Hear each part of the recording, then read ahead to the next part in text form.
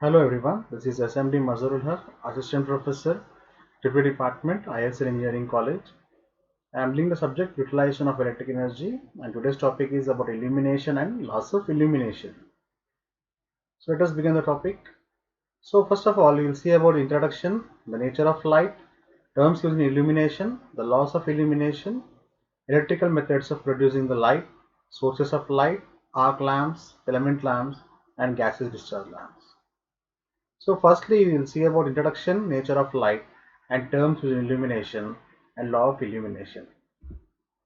What is introduction of this?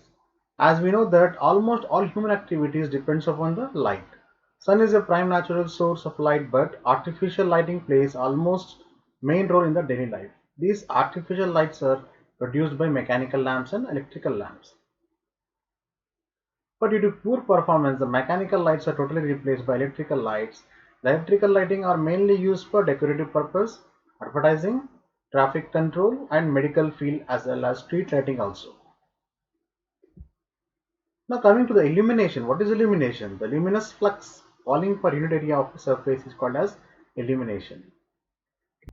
To illuminate something means to shine light on it and make it brighter and more visible. So we know the definition, the luminous flux falling per unit area of surface is called illumination. But actual meaning is nothing but to illuminate something means to shine light on any object to make it brighter and more visible. So mechanical lamps are like this, and electrical lamps are also shown here, mechanical as well as electrical lamps being used shown here. And if you come to electrical lighting has the following advantages, that it is very cleanliness and easy to control, economical, easy to handle, and steady output. So it is also having the better reliability, suitable for almost all purposes. So we are having some points here covered for advantages, that it is having steady output, better reliability, and suitable for almost all purposes is the most wanted advantages. So electrical lighting in the topic and the sensitivity of human eye we will study now. As we know, natural light consists of 7 colors having different wavelengths, that is WGR. The average human eye is most sensitive to wavelength of 5500 Armstrong units. The relative sensitivity of the eye for a particular wavelength is visual effect produced by the light on the average human eye as compared to the effect of light having wavelength of 5500 Armstrong units on the human eye. So if you see the graph here, this is also known as a relative luminosity factor, where you are having a sensitivity of eye and versus wavelength. You will be having a graph that is having a 0 to peak and again peak to 0. So if these are the graphs of normalized spectral sensitivity of the internal rod and cone cells of the human eye, and these is, if you see the wavelengths as well as the blue cones, rods, green cones and red cones, the wavelength and the relative sensitivity, the diagram shows that always this particular thing is having from the rest position to rising position again to the rest position. So this is the wavelength of different types of uh, blue cones and rods and green cones and red cones also. So different colors are having different wavelengths. The terms used in illumination. What are the terms being used in illumination? One thing is light, another is luminous flux, lumen, plane angle, solid angle, steradian, candle power, luminous intensity reduction factor, glare, and lamp efficiency.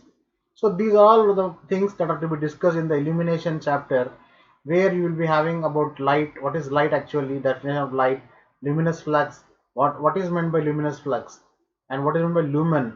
All these are being discussed in illumination chapter. Let us discuss about light. That part of radiant energy from a hot body which produces the visual sensation of human eye is called as light. So what is light? That part of radiant energy from a hot body which produces the visual sensation on human eye is called as light. And coming to the light here, you are having different types of light sources here shown, that whenever it is incident on any object, it shows some object. So the part of radiant energy from hot body which produce visual sensation on human eye is called as light. So when a light falls on an object, we are able to see some things. Luminous flux. What is a luminous flux? The total quantity of radiant energy per second that is responsible for visual sensation from a luminous body is called as luminous flux. The total quantity of radiant energy per second responsible for visual sensation from a luminous body is called as luminous flux. And also it is represented as F or phi and measured in lumens. So the units of luminous flux is lumens. So what is a luminous flux? By seeing this diagram, you can understand what is the luminous flux. So luminous flux and the units are lumen, and also we call as light power. The light power also is called as luminous flux. So more the luminous flux, the more the light power. Lumen. What is lumen? It is the unit of luminous flux. One lumen is defined as the luminous flux emitted per unit solid angle from a point source of 1 candle power. So here these terms may be new, but we have to understand these terms like solid angle from a point source of 1 candle power. So what is lumen? It is a unit of luminous flux, and 1 lumen is defined as the luminous flux emitted per unit solid angle from a point source of 1 candle power. So we will now study what is a plane angle, what is solid angle. The angle subtended at a point by two converging lines lying in the same plane is called as plane angle. As we all know, it is measured in radians and equal to ratio of the length of the arc to its radius is called as the plane angle. So theta is equals to arc by radius, that is equals to arc length is L and R is the radius, L by R radians. This is 1 radian, as the blue line shows the length of the arc, and this angle made is nothing but 1 radian. So what is solid angle? The angle subtended by the partial surface area of a sphere at its center is called as solid angle. So this one is called as a solid angle. But the partial surface area of a sphere, this is the partial surface area of a sphere at its center is called as solid angle. From here it is what it is doing? It is subtending by some angle, subtending some angle over the partial surface area. Over the partial surface area, it is subtending some angle. That angle is called as solid angle, and it is measured in steradians and equal to the ratio of area of the surface to the square of the radius of the sphere. So you understand this one. It is equal to the ratio of area of the surface, this area of the surface, to the square of the radius of sphere, square of the radius of the sphere. So it is given by omega is equals to area of surface by square of radius, that is equals to a by r square steradians. So now with this picture we are able to clearly understand what is a solid angle. So as it is looking like a 3D picture, and we can understand what is the solid angle here. So if you see this is the surface of the sphere, and we can say that this is the radius, and if it is a radius, then the angle subtended from the center towards the surface is called as steradian. This is called as steradian. Okay. So in this picture also we can see spherical flux distribution. Okay, this is the lamp, this is the surface. Okay, and this is called the radius. So the arc lamp light flux distribution is being shown in this particular picture B. Okay, the steradian, the unit of solid angle, one steradian is defined as a solid angle that is subtended at the center of sphere by its surface having area equal to radius of the square. Now a by r square is steradian is equals to omega. So steradian, one more thing, the sphere is shown here and the surface as well as what is steradian is being shown very clearly here. So if you see this image, this is having a bulb here, and from this bulb you are having this particular 1 lumen per steradian. This is the type of the steradian angle theta, or we can say angle omega. What is a candle power? The light radiating capacity of a source is called its candle power. What is candle power? The light radiating capacity of a source is called as a candle power. The number of lumens given out by the source per unit solid angle in given direction is called as its candle power. So total flux emitted is equals to Cp into solid angle. If candle power is 1 and solid angle is 4 pi, then 4 pi lumens is the total flux emitted. Okay. Luminous intensity. What is luminous intensity? The luminous intensity in any particular direction is the luminous flux emitted by the source per unit solid angle in that direction. It is denoted by I. Its unit is candela or candle power. Luminous intensity of a source in a particular direction is given by I is equals to pi by omega. So if you see this picture, to understand the luminous intensity, here you are having a light and your human eye here. This is the luminous flux and light intensity falling onto the surface and the brightness being observed by the human eye. So this is called luminance is lux, light intensity is CD, and brightness is equal to CD per meter square, and luminous flux is Lm. So we can understand the luminous intensity here clearly. What is reduction factor? The reduction factor of a source of light is the ratio of its mean spherical candle power to its mean horizontal candle power. So reduction factor is equal to MSCP by MHCP. It is a very important thing to remember reduction factor. So reduction factor is nothing but it is the reduction factor of a source of light is ratio of its mean spherical candle power to mean horizontal candle power.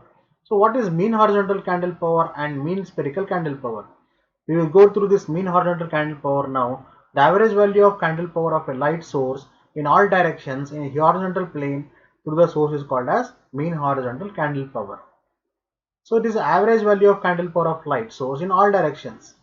Mean spherical candle power. Mean spherical candle power is nothing but a unit of measure that represents the average output of a light source measured in all directions. What is it?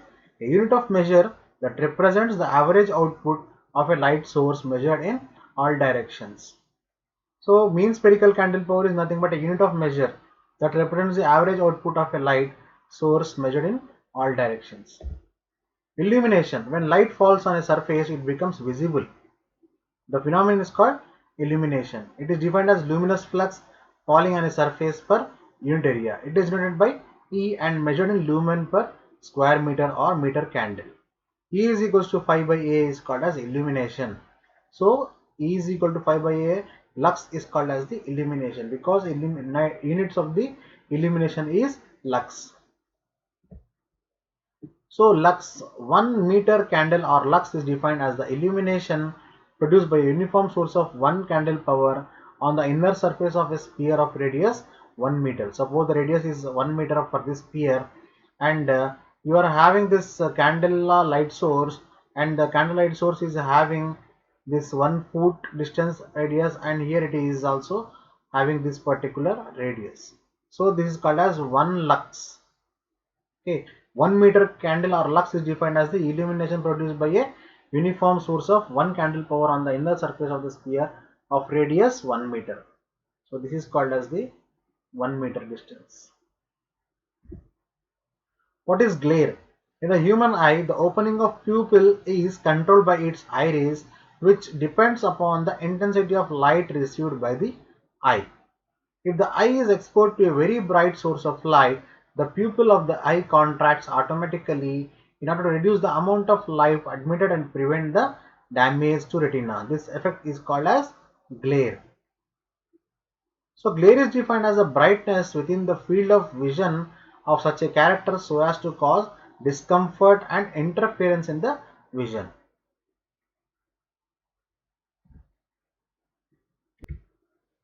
So this is called as glare, where the human eye will resist that particular glare here. So that brightness which cannot be tolerated by the human eye is called as glare. What is lamp efficiency?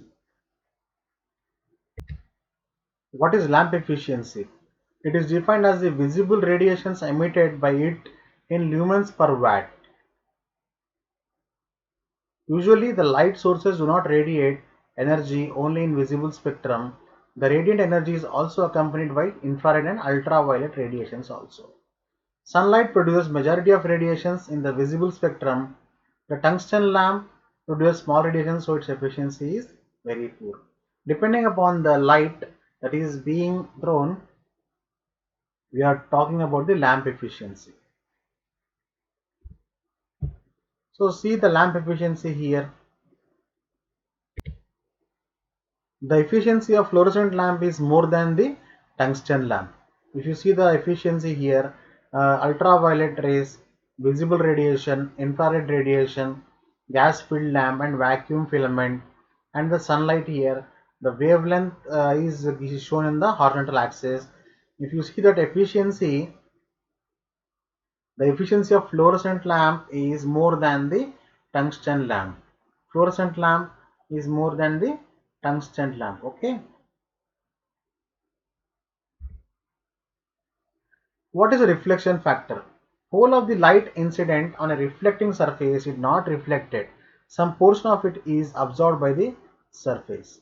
The ratio of reflected light to the incident light is called as the reflection factor. What is that?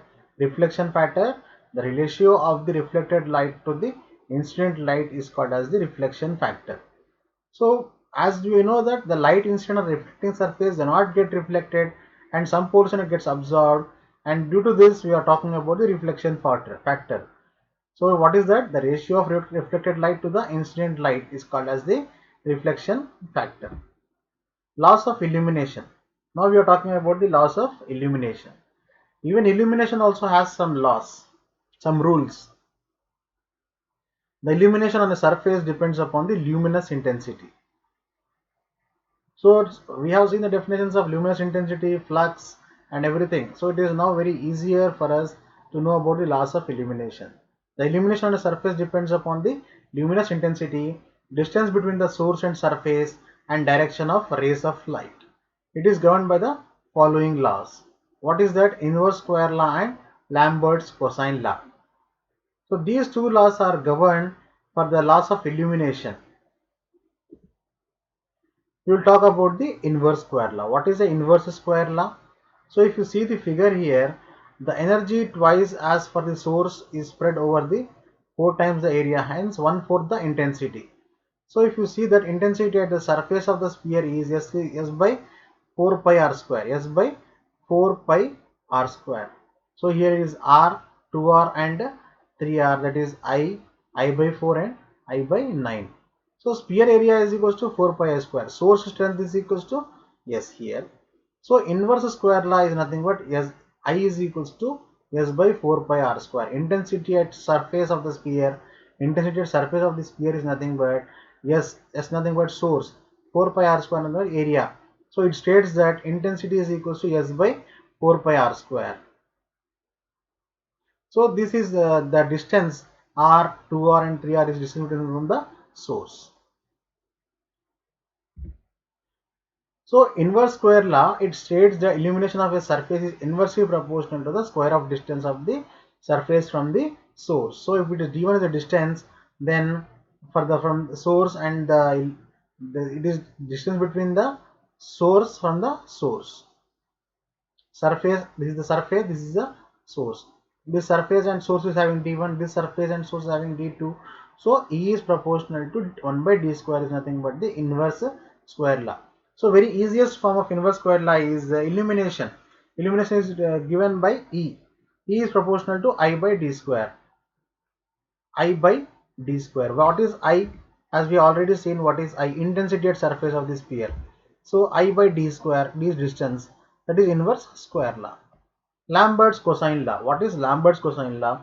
As you are seeing in this figure, you are having some surfaces here and one surface is tilted to angle theta and you are showing the area A here and there are some lines traveling from left to right. What are these? You will see. This law states that the illumination on any surface is proportional to the cosine of the angle between the direction of the incident flux and perpendicular to the area. What does this law states? This law states that illumination on any surface is proportional to the cosine of angle between the direction of the incident flux and perpendicular to the area. So E is equals to I cos alpha by d square. is equals to I cos alpha by d square. So if to understand in our own language, illumination on any surface is proportional to the cosine of angle between the direction of the incident flux. This is the incident flux, and the cosine of the angle means this is the theta. The cos angle, the cosine angle of between direction of incident flux and perpendicular to the area. This is a perpendicular to the area, and that is called as I cos alpha by d square. I cos alpha by d square. Now we will discuss about electrical method of producing light. What is the electrical method of producing light? Following are the methods of producing the light. What are those methods? You will see now one by one. And there are three methods actually. By developing arc between two electrodes is the first method. By developing the arc between two electrodes is the first method of producing the light. And by passing a current through a filament is also one method of producing the light. And third method is by electric discharge through vapors or gases. So these three are the methods of producing light. One is the developing arc between two electrodes and by passing through a current through a filament, and third one is electric discharge through vapors or gases. Arc lamp. This is a type of lamp. The principle of an arc lamp is that when two electrodes carrying current are separated through a small distance, an arc is struck between them. The arc lamps were used in the past for street lighting purposes, but nowadays these are used with extreme brightness and these are required. So the arc lamps were used in past for street lighting purposes, but nowadays these are used when extreme brightness is required. Most commonly used arc lamp is carbon arc lamp. This is the oldest type of lamp and is still being employed in cinema projectors and searchlights. It consists of two hard carbon rods, electrodes, and the diameter of positive electrode is double to the negative electrode. So okay, carbon rods nothing but here electrodes only. The negative electrode is generally fixed and the positive electrode is placed in adjustable holder, and the process is manually or automatic. The arc consists of carbon vapors surrounded by orange-red zone of the burning carbon and pale green flames. So what is that one? The arc consists of carbon vapors surrounded by orange-red zone of burning carbon and pale green flames. So that causes some light to be produced. When the lamp is off, the two electrodes are touching each other due to spring pressure on positive electrode. When the supply is on, a large current is flow through the electrodes. The temperature of carbon electrode is increased and the positive electrode is pulled away against its spring pressure to a small distance by some coil, and therefore arc is struck between two electrodes. This arc is maintained by transfer of carbon particles from one electrode to the other electrode. So see this picture of carbon arc lamp, we will get an idea about how the arc is being produced and maintained in this particular carbon arc lamp. Here the arc is produced here where the cursor is shown. These particles that travel from positive electrode to negative electrode, thus after some time of operation, positive electrode becomes hollow and negative becomes pointed. That why positive electrode is made double than the negative electrode. In carbon arc lamp, 84% of light is given by positive electrode, which produces high intensity light, and only 10% by negative electrode and 5% by the air. The temperature of positive electrode is 4000 degrees centigrade, and the negative electrode temperature is 2500 degrees centigrade. The luminous efficiency of such lamps is about 9 lumen per watt. So we can also calculate the luminous efficiency of such lamp is about 9 lumen per watt. So 80% of light is given by positive electrode, which produces high intensity light, and 10% is given by negative electrode and 5% by the air. So there are in the carbon arc lamp there are many contributions for the light. So for maintaining the arc, a minimum voltage required is given by V is equals 39 plus 28 L, where L is the length of arc in centimeters. If you want to get the voltage, minimum voltage required, then you can use this formula. V is equals 39 plus 28 L. 28 L, L is the length of arc in centimeter.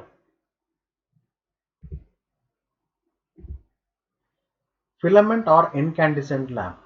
What is a filament or incandescent lamp and the working principle of it?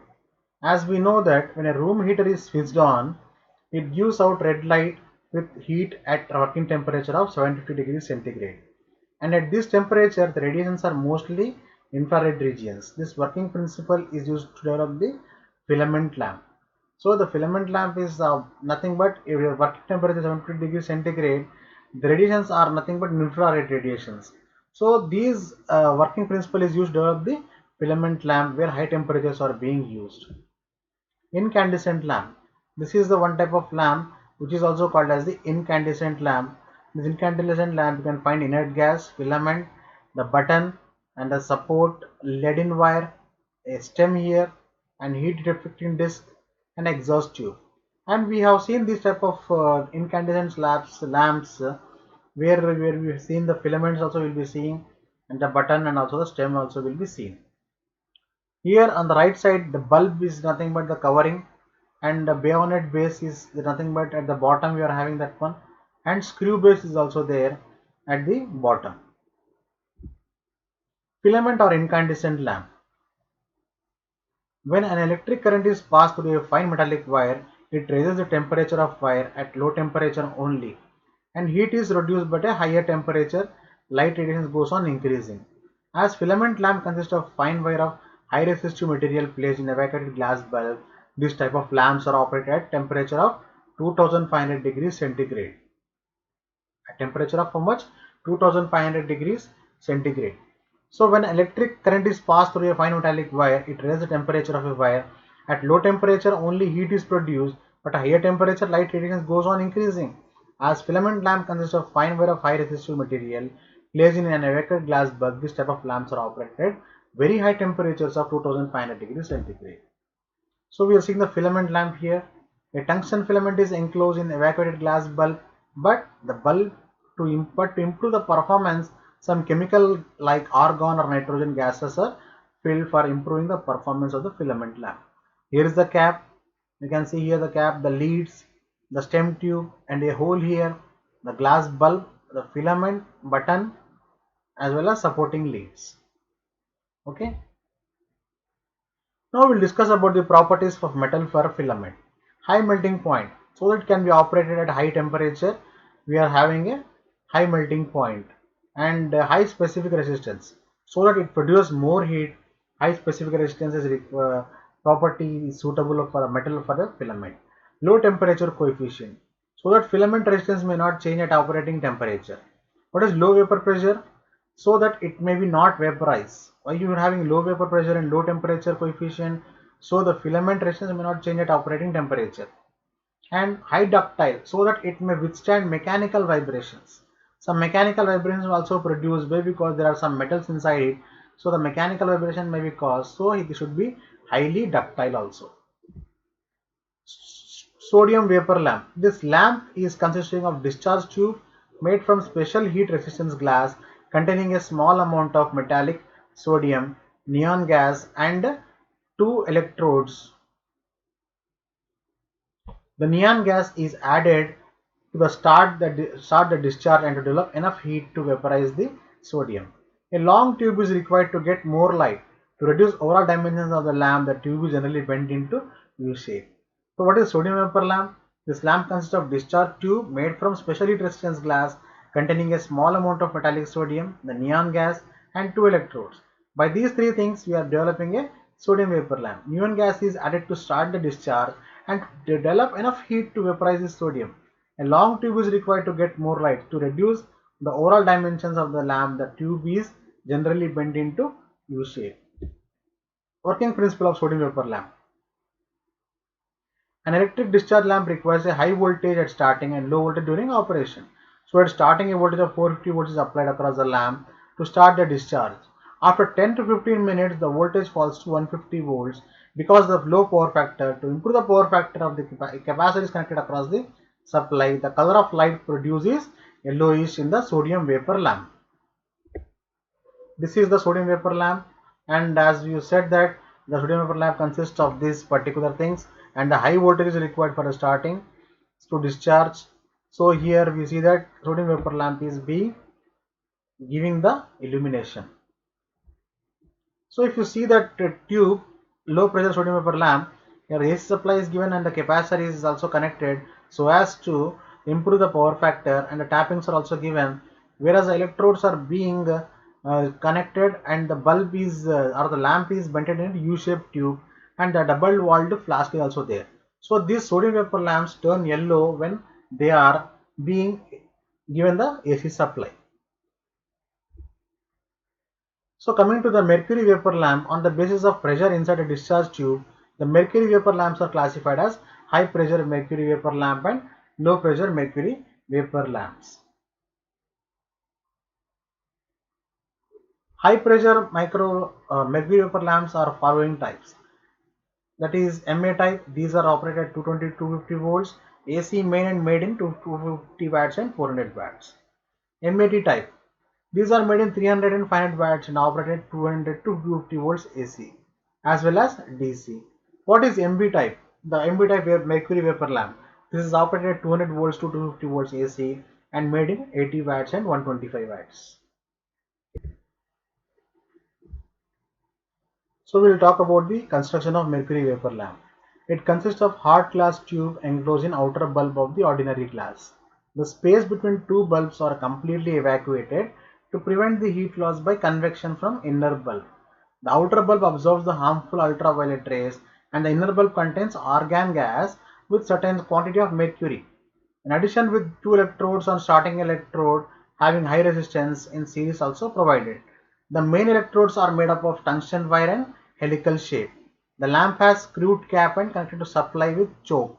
A capacitor is connected across supply to improve the power factor. As we have seen that these are the requirements of the mercury vapor lamp, where it is required argon gas as well as a choke is required or a capacitor is required here to maintain the mercury vapor lamp illumination. Working principle. When the supply is switched on, the full voltage is applied across main and starting electrodes. This voltage breaks down the gap and discharge through the argon duct takes place. As the lamp warms up, mercury is vaporized, which increases the vapor pressure. The discharge takes the shape of an intense arc. After 5 minutes, the lamp gives the full light, and it gives greenish blue color light. This lamp is always suspended vertically, otherwise inner glass tube may break due to the excessive heat. So it gives greenish blue color light. This lamp is always suspended vertically, otherwise inner glass tube may break due to excessive heat. So if you see this mercury vapor lamp, you can understand how it looks like. So here also one of the mercury vapor lamp is there. AC or DC supply, cap, inner or mercury to thermal switch is also there. So this is the mercury vapor lamp. This is a mercury vapor lamp, how it is designed and how it is looking like. You can see here what are the components present inside also can be easily seen. So this is the picture of the mercury vapor lamp. Okay, this is the picture of the mercury vapor lamp. Fluorescent tube. What is a fluorescent tube? It is a low pressure mercury vapor lamp.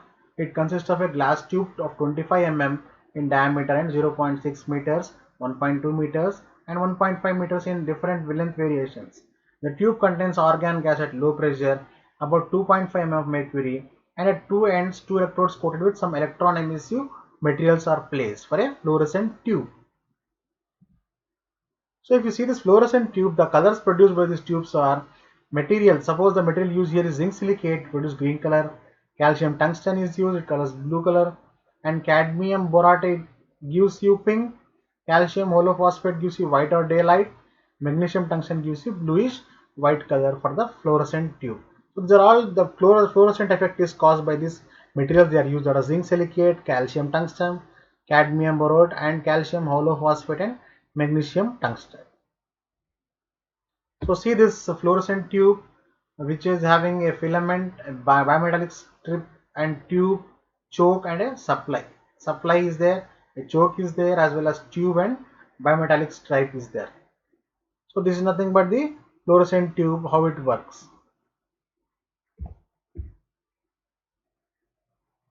This is also one of the diagrams of the fluorescent tube. So coming to the working, a choke is connected in series with the tube which act as a blast and provide a high voltage at starting blow in the tube. During running condition, the same choke absorbs the supply voltage and remain a voltage of 110 volts across the tube. A capacitor is connected to improve the power factor. Okay, the power factor is also necessary because if the power factor is very less, it causes very adverse effects for the system.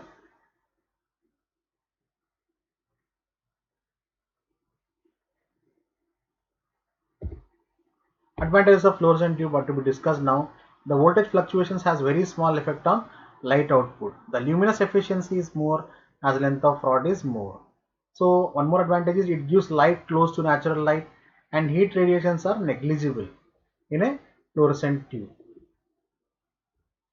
Disadvantages of fluorescent tube is its brightness is less, its initial cost is more, overall maintenance is also high. So these are the different types of lamps and tubes we have studied now. In the next topic, we will be studying about some of the lamps and the tubes, as well as we will be having the different types of these illuminations will be seen now. So as of this class, we have studied about advantages and disadvantages of the fluorescent tube also, as also we different types of lamps and different types of laws of illumination also we have seen. So I will end the topic here. In the next class, we will study about different topics. Thank you.